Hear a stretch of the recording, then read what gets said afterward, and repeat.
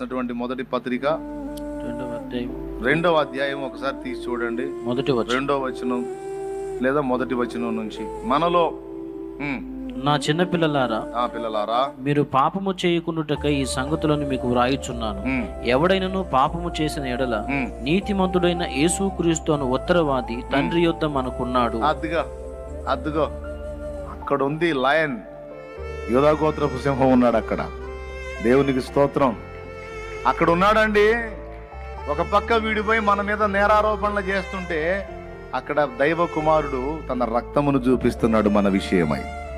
తండ్రి, నా కుమారుడు బలహీనపడ్డాడు, శోధించబడ్డాడు, డిస్టర్బ్ అయ్యాడు కాదని నేను అన్నట్లా, అదిగో నా రక్తాన్ని ఆశ్రయించాడు, మారు మనసు పొందాడు, నా కృపను వేడుకున్నాడు, అదిగో దిద్దుకోవడానికి ఇష్టపడుతున్నాడు. తండ్రి, అదిగో నా రక్తమును బట్టి నా కుమారుని వదిలేయి, నా రక్తమును బట్టి నా కుమార్తెను వదిలేయి. ఇంకొక ఛాన్స్. ఏ రోజుకు ఆ రోజు వీడు కంప్లైంట్లు చేయటం, యేసయ్యేమో తన రక్తాన్ని చూపించి కేసులు కొట్టేయటం. ఇప్పుడు కొట్టాలా అసలు లెక్క ప్రకారం, కాకపోతే మీరు లేటు కదా, ఏం చేద్దాం.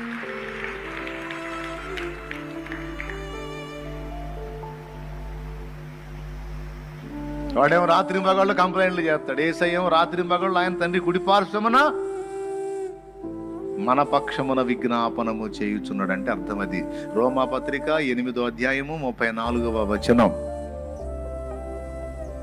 శిక్ష విధించు వాడెవడు? చనిపోయిన క్రీస్తు యేసే. అంతేకాదు, మృతుల్లో నుండి లేచిన వాడును, దేవుని కుడి పార్శ్వమున ఉన్నవాడును, దేవుని కుడి ప్రక్కన ఉన్నవాడును, మన కొరకు విజ్ఞాపనము చేయువాడు ఆయనే. ఎందుకు విజ్ఞాపన చేయాల్సి వచ్చింది?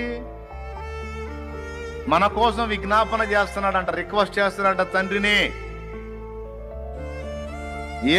ఎందుకు విజ్ఞాపన చేస్తున్నాడు? మనల్ని బ్రతుకనీయమని విజ్ఞాపన చేస్తున్నాడు, మన తప్పులను కాయుమని విజ్ఞాపన చేస్తున్నాడు, మనల్ని క్షమించమని విజ్ఞాపన చేస్తున్నాడు, పోనీలే తండ్రి అని విజ్ఞాపన చేస్తున్నాడు. అంతేకాదు, మనం ఆశించినవి మనకి దక్కునట్లు మన పక్షమున మన కోరిక తీర్చమని తండ్రిని అడుగుతున్నాడు. అందుకే కొన్ని ప్రార్థనలు నువ్వు చేసిన వాటికి జవాబులు వచ్చినాయి, కొన్ని నువ్వు చెయ్యనివి కూడా నీకు వచ్చినాయి, కొన్ని నువ్వు అడగలేదు దేవుణ్ణి, అయినా నీకు దేవుడు ఇచ్చాడు. ఎలా ఇచ్చాడో తెలుసా? అది యేసయ్య విజ్ఞాపన. నేను చెప్పే అర్థమవుతున్నాయా? ఎవరు చేశారు నీ పక్షాన? కొన్ని నీ హృదయంలో ఆశించావు, బయటికి చెప్పలా.